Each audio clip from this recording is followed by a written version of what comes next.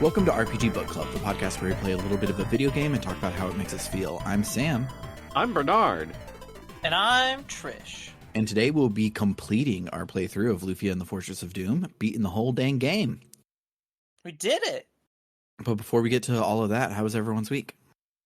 My week was fine. I've been job hunting, which always sucks, but I have a lead on a job. I'm waiting to hear if I get a formal interview. That would be great. I'm rooting for you. Yeah.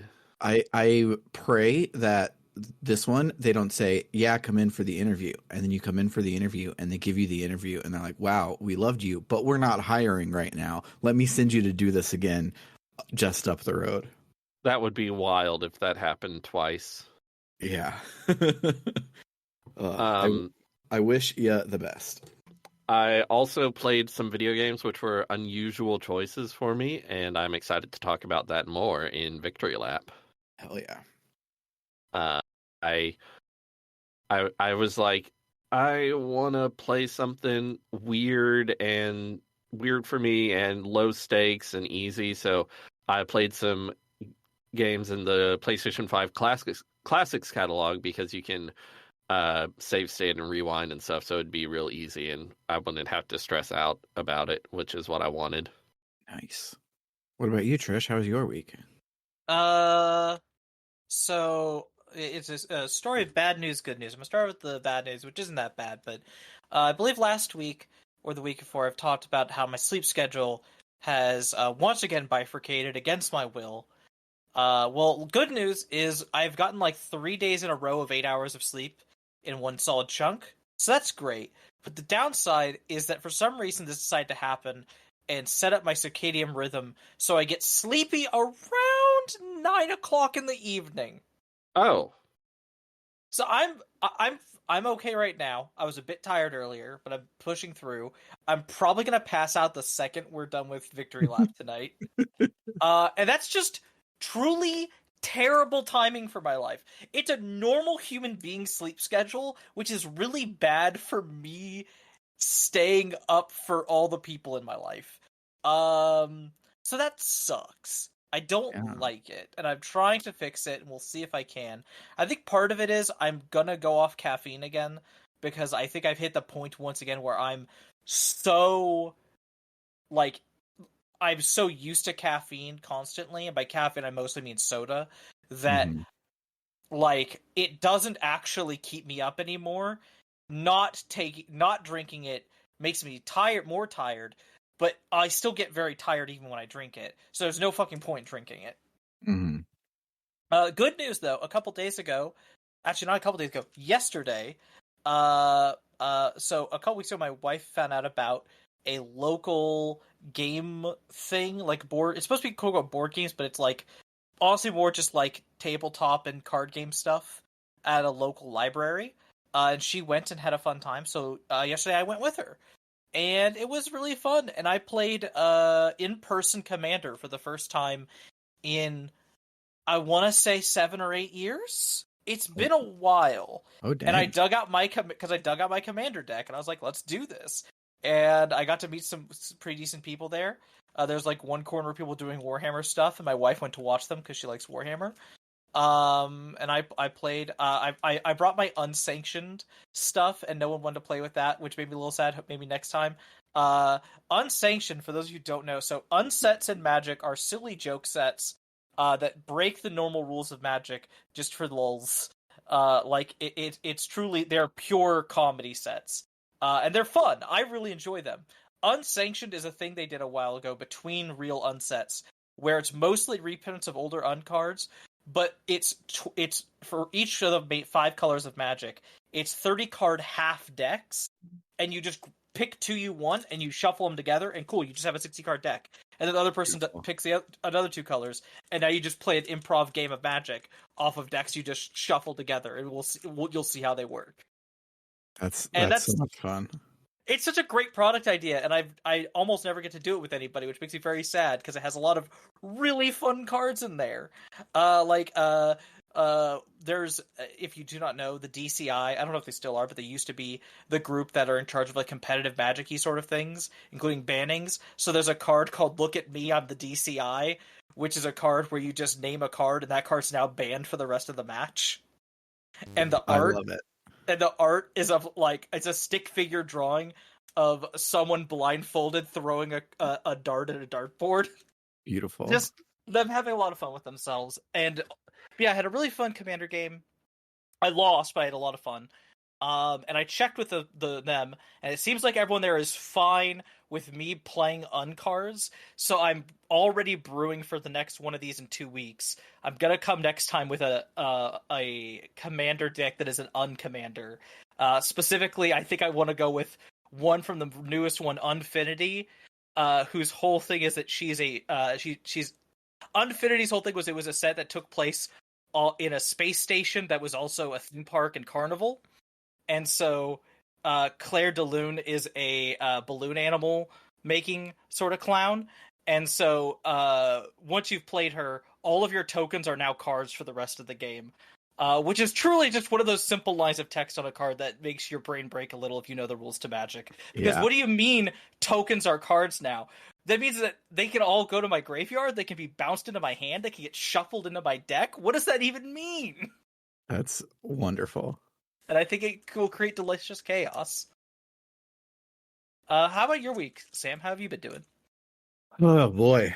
So long about Friday. So Friday was Andy's birthday, and we just had some chill hangs here. Then he took the kids and Summer over to his family's house where they had a big thing, and I got to stay home and record Escape Pod. So I won. But then the next day, probably what it is there's a nasty ass flu going around up here that's like flu plus, and I think Summer caught it while she was out, because Saturday she was not feeling great, and that sucked. But then so by the end of that day on Saturday, Summer was like already like barfing. No easy way around it. So then on Sunday, Scarlett caught it and started barfing and having a sore throat and all of this jazz. And so I was taking care of her and managing Storm and kind of making everything work as much as I could while Summer was indisposed. And I called off work on Monday to keep that up. And then on Tuesday morning, I had within the first hour of waking up, I had an argument with somebody, which just completely derailed the entire day. And so I was just stressy depressy while the kids were still sick and having a horrible time. And so things were real bad on Tuesday. I canceled Pathfinder just so I could lay in my bed and play Donkey Kong Country 2, Diddy's Conquest. And then Wednesday was when Storm finally caught it, and so it just started all that shit again on Wednesday. I have managed to not get it, but last night, which was Wednesday, Storm comes into my room. He had woke up sick, had been thrown up all day, but he had been fine for the last several hours. But he comes into my room after bedtime, and he's just wailing, and I'm like, "What's the matter?" And he goes, "I don't know." And I'm like, "Then let's figure it out. What is?" And he just upchucked everywhere, all over my room, all over my bed, all over my stuffed wolf collection, all over everything in bright orange barbecue Dorito vomit. And it was horrible. And we didn't have any baking soda, and we didn't have any vinegar. And Madison, Wisconsin closes at 8:30. You literally can't do anything at night, and it pisses me off. So there was nothing I could even do to rectify it. So I just had to like get it up as best as I could and then sleep in that room so that this morning I could go and get the stuff to finally clean it. And it was a rough week. But today I got a new project at work that tickled the hyperfocus part of my brain, and I meant to work on it for like 25 minutes before lunch, and I worked on it for 8 hours and worked an extra like 30 minutes after my day was over. I like stayed late to keep working on it, and that's always fun. But yeah, and then tonight, potentially still related to being day number 3 of the flu, but Storm was just a complete and total asshole to get into bed. And yeah, it's been a rough week. I messaged Trish on Monday because we have our exercise accountability book club, and I was like, I haven't been able to do it because everyone's been sick, but I'm gonna do it tonight. And it is 4 days later, and I still have not been able to get to the gym to exercise because shit has just been nonstop. So Yeah, no, I'm sorry.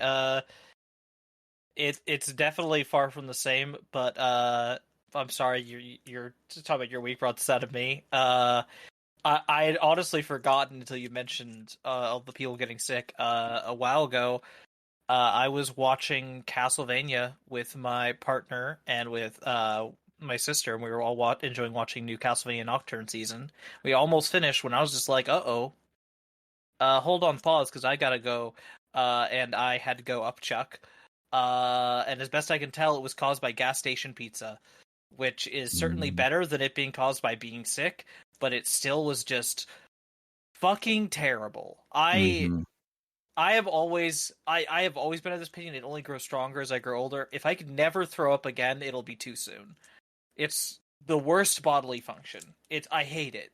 I hate sneezing more, and I don't know why. But like every time I sneeze, I just feel like my whole body is betraying me because I'm not in charge of my body. I can't. Mm-hmm. You can't stop sneezing. There's nothing you can do, and I'm like, whatever ghost is possessing me right now, fucking cut it out. I'm trying to just live my life.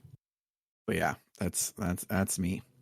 But I am excited to talk about the ending of Lufia and the Fortress of Doom. So I'm excited to start playing Lufia too after we do this.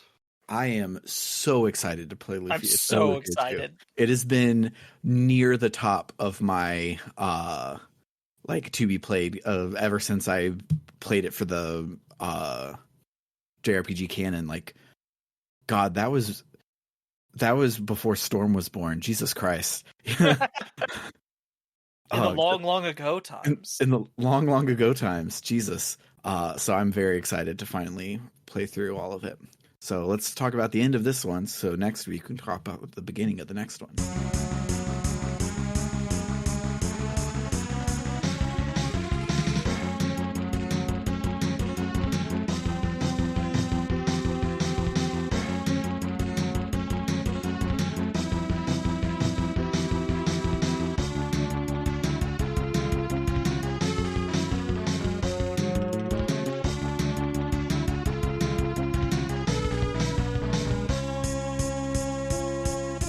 So Tachino, Zaguro, and Jaren fly the Falcon to Doom Island to confront the Sinistrals.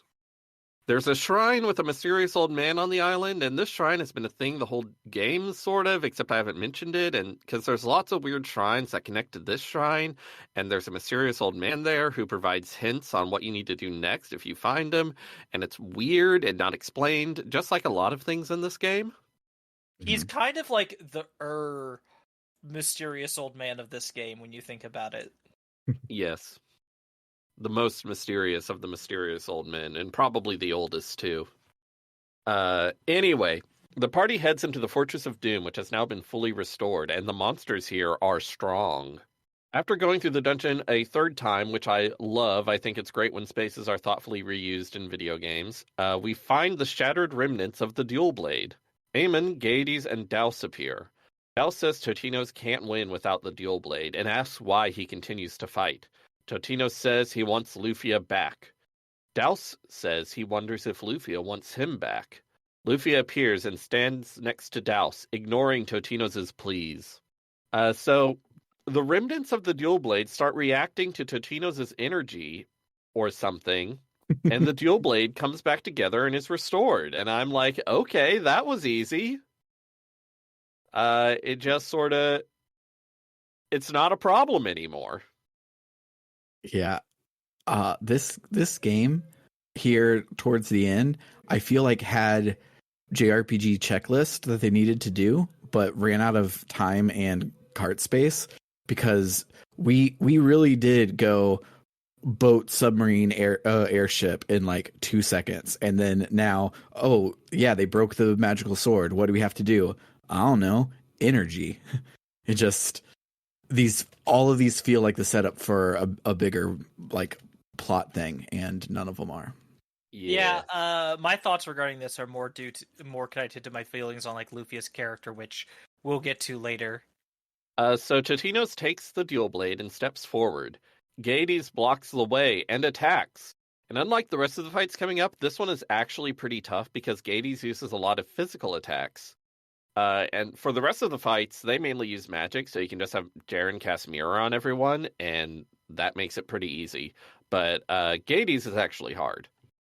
Yeah, he's in fact so hard that I wiped on him 3 times, and I went, I'm going to look up a video of this. I think I'm good. I've been a good girl this whole game. I'm allowed to treat.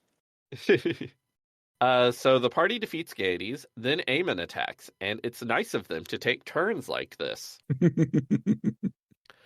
Finally, the party confronts Daus, and they kill his ass. But then he says he will finish what he started 99 years ago. The Sinistrals, including Lufia, start doing vague energy magic. They're merging into one being. Totino's calls out to Lufia, and the energy of the dual blade starts doing vague energy stuff. Lufia is blasted out of the swirling sinistral mass. Totino's runs to her. She's confused, but she seems to remember Totino's. The remaining Sinistrals merge into a vaguely shaped JRPG final boss and attack. Lufia joins the party in fighting back, and the final boss music owns. After the fight, Lufia tells Totino's to hold the dual blade out. She says that 16 years ago she was born as Lufia, but she was Aram long before that. Just as the Sinistrals are Totino's enemies, those with Maxim's blood are hers. Totino's insists that they can't be enemies. Lufia says the other Sinistrals will return as long as she lives. She commands Totino's to destroy her. The dual blade starts doing vague energy magic and everyone gets blasted around the room. I would love to know what energy is. Yeah. I would also love to know what energy is. I would love to know what the dual blade is. Other than just, it's Maybe we'll find an out important sword. In the pre-sequel. I hope so. Lufia lands on the glass bridge, which we remember from the beginning of the game. Totino's runs to her. She says that all the memories of Aram had flooded into her mind and made her forget Totino's until he called out to her. She says she was much happier in the short time she lived as Lufia than in the eternity that she spent as Aram. I feel like this would be more meaningful if we had any idea what Aram was like as a person. Yeah. Maybe we'll find that out in the pre-sequel. Maybe! Totino says they'll always be together, but Lufia dies. Doom Island starts to fall from the sky, the bridge collapses, and Lufia tumbles into the abyss. Aguro grabs Totino's before he falls. Jaren warps them out of the Fortress of Doom. We see people from our adventure, many of them mysterious old men, react to Doom Island falling back into the ocean. The party escapes on the Falcon. Abundance. Thinks this game has abundance. Towers, caves, mysterious old men. Yep. Sometimes our mysterious old men in caves and towers. Exactly. The party escapes on the Falcon and lands on a nearby plane. Totino's walks away wordlessly. Jaren calls after him, but Aguro says there's nothing they can do now. Jaren doesn't want it to end this way. But it does. Except it doesn't! 1 year later, Aguro is in the city that he was an army official in. Who the fuck remembers which one that was? And it turns out Jaren has been living with him the past year because she apparently didn't want to go back and live in that town that tried to kill her. Huh. Huh, wild. I don't know why she feels that way. He says, there's nowhere I could go. And I was like, no, your home wasn't destroyed or anything. Oh, yeah, they tried to kill you. So, No, fair. I think that saying they tried to kill her is giving them too much initiative. They sold her out to villains who put her on an altar so a evil bad guy would pick her up and then go kill her. They had several steps removed in the process to assuage their guilt. Yes. She probably could have lived in Alfreya, but whatever. This works too. They talk about their adventure in Totino's, and they bicker for a while, and there's been a thing this whole game where they're always pissing each other off, and I've never mentioned it because it wasn't a particularly funny running gag. No. And what I'll give the game credit for is I was worried it was going the direction of like, oh, is this so they'll get together at the end? But you know what? Well, you can still read that subtext there. The game does not say, and then they got together. Yeah. I gotta give them credit on that. You could write fanfic where they get together, but no, at the end it's just like, no, they're friends who kind of hate each other. Yeah, exactly. Which is an important kind of friendship. Mm-hmm. Mm-hmm. Now we see Totino's enter Eris village. He remembers how when they visited during their adventure, they found Lufia's favorite flowers growing there. He approaches the field of flowers and sees a girl who looks just like Lufia. She approaches and asks if he's a traveler. Totino's is shocked and confused, but introduces himself and says he's been traveling the world for about a year. The girl says she's jealous because she's never been far from this village. She introduces herself as Lufia, and says she's always lived in this village with her grandfather. She calls him over. It's Flake, the elder of our village, who we met before and totally remember. Flake feigns not knowing Totino's, and Lufia says they should invite him inside and rushes off to prepare some tea. Totino's asks Flake who that girl is. Flake says she's Lufia. They found her after she fell from Doom Island, weak but still alive. They brought her to the village and found that her memories and her magic were gone. She's just an ordinary girl now. The only explanation Flake can offer is, quote, maybe because of the dual blade. Its great power affects people in different ways. The blade's energy changed Lufia. Her magic and her memory all gone, unquote. And I'm like, sure, man. Yeah, that's what the MacGuffin wants to do. Sounds legit. Probably it's energy or something. Yeah, it's energy. Everything's got energy, and energy does shit, and the dual blade is important. And if you want to know more, fuck you. Lufia calls out to Totino's and Flake, and they talk for a bit before she heads back inside. Totino starts to accept that Lufia may very well have returned. Flake says she's different from the Lufia that Totino's knew. Totino's doesn't care as long as she's alive. Even if her memories are gone, they'll make new memories. The end. Yay. Yay. We did it. We beat a video game. I can't believe it. We've beat video games.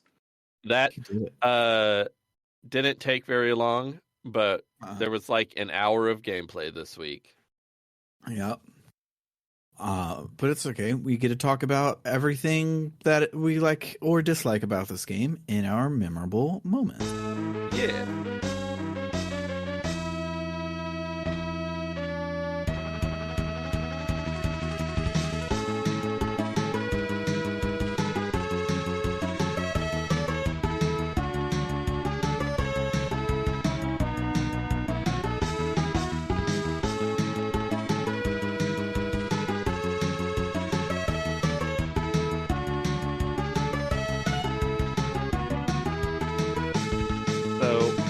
On Backlog, I gave this game a 3.5 out of 5 stars, but I fucking love this game. It is like the perfect 7 out of 10 game. Yeah. I completely agree with you. It is 100% a 7 out of 10, but I also love it.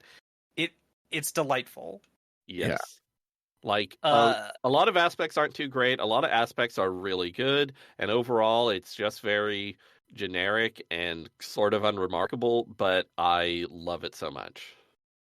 Yeah, I think so. on a positive end, you were talking earlier about going through Doom Island for the third time, and I've talked about it before, but God, I love the sprite work in this game so much. Yes.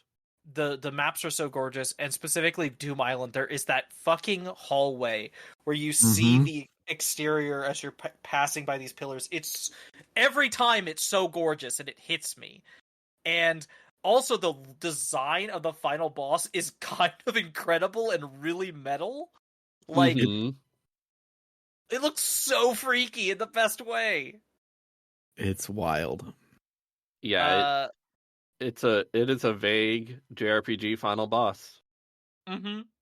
and I love it. That said, like I kind of pointed at earlier, I feel like on some level what happens with Luffy at the end kind of works for me. When I say at the end, I specifically mean when she seemingly dies. I was actually like, damn, this is like kind of hitting me hard. Like, I don't know Lufia that well. I feel like the game hasn't characterized her a ton, but like I've fairly gotten a handle on her. I've grown to care about her. I care about that Totino's cares about her, and like, damn, she's just fucking dying. Okay, Yeah. and then the game's like, oh no, she's back, but she has amnesia, and I'm like, okay, that I feel like that it doesn't undercut it as bad as it could, but it's still like what sticks with me more is the like them having to basically drag Totino's out of the collapsing final dungeon because he doesn't want to leave her. Like, that's good. That's really good. And like there's parts of the entire reveal we talked about last week with her turning out to be one of the Sinistrals that works really well, that hits really hard, that like gives me shivers a little bit. But I feel like it is again undercut, but it's like when she's being a Sinistral, when she's being evil, she's just sort of standing there and not saying anything. Yeah. And all the other Sinistrals are doing shit. And it is just leaving me being like, okay, but like, how is she evil besides the fact that her existing revives the other ones? Like, what's her motivation? Or like, don't even give her motivation. Make her like a cackling evil villainess. I would love that. It would make her even better. But like, no, we just kind of she just kind of stands there and she's kind of a prop, and that sucks. Yeah, there is good shit in the storytelling, but ultimately it's still a 7 out of 10 game, and the storytelling is not going to get super great. Yep. No. But yeah, I had always heard about these two games. Like, there's a reason that number 2 got a remake and number 1 didn't, and everybody just talks about how great number 2 is, and that because number 2 is a prequel, you can just play that one first and you don't have to play Lufia 1 at all. So I was prepared for this one to suck, but it doesn't suck. It's just middle of the road in a really delightful way. Yes. I would love for some ROM hackers to overhaul the menu system to this game. Yeah. Almost none of it at all makes any damn sense. Yeah, Yep. even near the end, I was pressing the wrong button sometimes and just having trouble. Yeah, it's not like terrible, but it's just slightly too unintuitive. Yeah, and the menu does not go on B. Even Dragon Quest doesn't put menu on B. They put menu on A like a freak, and it's not. They don't put it on B. Do you know how when I was playing Dragon Warrior Monsters as a kid? Do you know how like I never got used to that? Like truly never got used to that. That and the fact that game, when you go to save your game, it doesn't show you your save after you save. So I'm always left being paranoid, like, wait, did the save go through correctly? Because I saw my old save, not my new save. So I save again, and I see the save I want. I go, okay, good, it did save, actually. Mm-hmm. Yeah. You gotta double save. You gotta. Speaking of menus, I'm not gonna lie, I did boot up Lufia 2 as we were talking, and I'm just immediately like, oh, the menus are so much nicer. The menus are so good. They're so good. It also is very nostalgic for me because, like I said before, there was a point where my cousin gave me a Super Nintendo and gave me Lufia 2. And so I played it at least briefly back then, and I'm just like, this is giving me the warm nostalgia fuzzies. But for Lufia 1, gorgeous sprite work, beautiful music throughout the game, and fun, even when it is extremely difficult. And as we said a lot of times, goddamn, those are some good dungeons. Other RPG series, take some fucking notes. Yeah, one thing I think that's amazing is we keep saying how good the sprite work is and how good all the dungeons are. But there is 2 dungeon tile sets. There is a cave and a not cave, and they're just palette swapped. And there is only one town tile set, and they're all every town looks the exact same. And yet it's great. They pull it off with nothing. I never felt like anything was samey, even though it all literally is samey. Well, yeah, because even though the assets are the same, the way they are moved around and constructed, every town has a very different layout. They all have very different feelings of how they interact with their environment around them, whether they be connected. We didn't really talk about it, but near the end, I can't remember the name of the town, but there's a town that is like a series of islands that you go underground at the very front of it, and there's an underground tunnel system that connects all the different parts of the town, and it's so cool! Like, that's not necessary. There's no need to do that, but it gives the town its own distinct flavor, and that's every town in this game, basically, has something that immediately makes you think, oh, it's this place. This is its own place. It is not just town number 4. Mm-hmm. Also, actually, there's sort of a second tile set. There's the lab. There is a lab. I wasn't counting those as towns, but there is also some towns, mainly early on, where the buildings like sort of look more wooden, like Elfreya, and the one where it's like for small villages. There's sort of a different, but those are mainly at the beginning of the game. So haven't seen them. Most of them look exactly the same, and it's great, and I love it. Yeah, the fact that Aguro and Jaren do not say, "Oh, hey, here we are back in our hometown," but like you knew that's where it was. Yes, even though everything looks the exact same is fantastic. I unabashedly love that shit. Honestly, I feel like maybe the Lufia 1 wasn't the greatest game to play on the podcast, just because it's not very interesting, honestly. Yeah. But I love it. It's great. It's very straightforward and simple. Yeah. And I mean, there is something to loving a game that is not complicated or complex or trying to think of it. Like, it is simple. Like you said, it's what you see is what you get, but it is simplicity done extremely well. And there is something just fun and comforting about playing something that is kind of like the distilled parts of a genre of game done in a really good way that feels comforting and relaxing. Yeah, it's delightful. I feel like, so here's my big brain take. Yes, I want to hear it. Tell me. If you want to understand JRPGs like from the inside out, play Dragon Quest 1. It's distilled down to the most basics.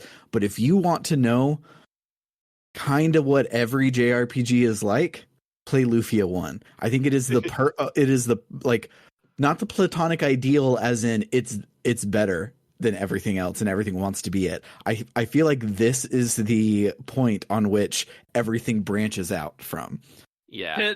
To make a Cosmere reference and leave it behind, you went into the spiritual realm and went to pull out the soul of the JRPG. You would pull out Lufia 1. Yes. 100%. I'm ending this.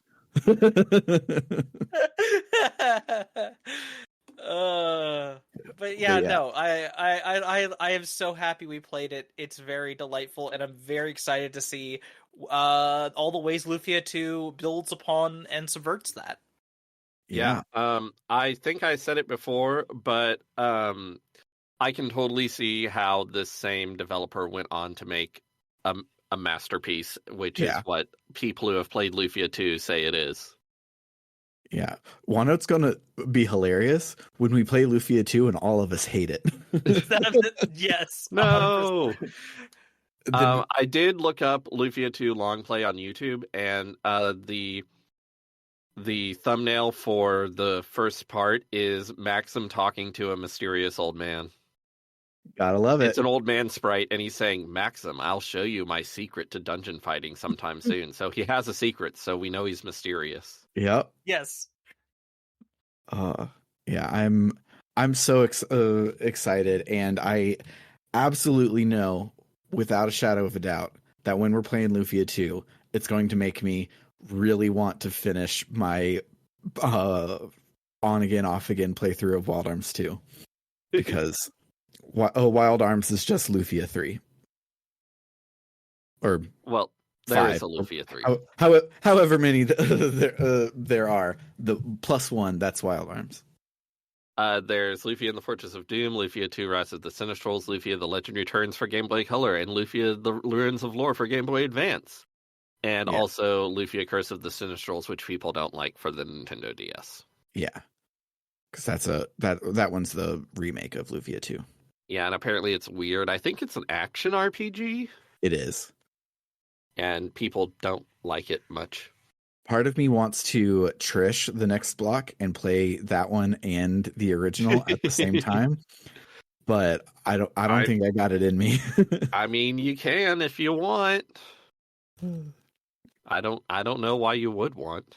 Yeah, I can't think of a good reason besides I don't think I would want to ever play it outside of it being homework for the podcast, and I kind of want to know what it's like. So it's like this is my one chance to do it because there's no way I'll ever do it again. But yeah, I'm thinking there's a good chance that after we play Lufia 2, I'll go on to play Lufia The Legend Returns. Especially because there's a ROM hack that apparently improves a lot of things, like makes the font better, and because the font is better, the text boxes can be smaller and just smooths out some edges. But yeah, I'm excited to play Lufia 2. I loved Lufia 1 so much that I went ahead and played the ending of Lufia 1 last week instead of this week. And then this whole week I kept being like, oh shit, I gotta play Lufia 2. And then I would remember, oh no, we still haven't recorded the last part I played of Lufia 1. Yeah, I felt that way about Star Ocean. But we're talking about that one later this weekend. Yes. But yeah, anything we want to do to say goodbye to Lufia 1? I like it. I like it too. The logo for the Lufia series is weird. It is. Yeah. It's sort of goofy, and I like it. You gotta love when an RPG has a sword in its logo. I don't know. I feel like this is a short episode, so I'm trying to think of things to say. I think we're pretty good. I think we could wrap it up. Yeah, it's so one of the true marks of this being a good game is when we finished Paper Mario 1, I loved Paper Mario 1. But having to start all the way over to go into Thousand Year Door kind of was like a rough transition where I was like, got to do more of this. I am excited to do more Lufia, and I'm thrilled that there's more coming up, which doesn't happen very often. So, especially because apparently the menus are better. Yeah, can't wait for the menus, man. Can't wait to do Lufia with better menus. Oh yeah. But that will do it for this week. If you like what you heard today, you can head on over to www.rpgbook.club, where you can donate to help support us. If you do, you'll get some extra benefits. At $1 a month, the Gadabout tier gets access to our bonus feed, where we have after shows for every episode, as well as bonus seasons of the show that are backer only. And at $5 a month, the Warrior tier gets the above, but I also read their names at the end of every episode, like this. Shoutouts to Frost Terror, Dragon Slayer 19, Kale Dranas, Freddie Rodriguez, Aaron524, and JFro Prime. And then at $20 a month, the Luminary tier gets all of the above, plus a one-sentence shout-out to whatever it is they are passionate about. So shout-outs to El Tantav, who wants you to check out Aftermath.site, a worker-owned, reader-supported news site covering video games, the internet, and the cultures that surround them. Shout-outs to Vimk, who says, after a while, there was the faraway upward clatter of the skeletons going to pick mindlessly at the snow leaks in the planter fields. And then It's Claire Time says, for you TTRPG nerds, check out Fabula Ultima. I'm not affiliated with the game. I just think it's neat. For RPG Book Club, I've been Sam. I'm Bernard. Oh, that did not come through at all. And I'm Trish. Toodaloo, folks. Bye-bye.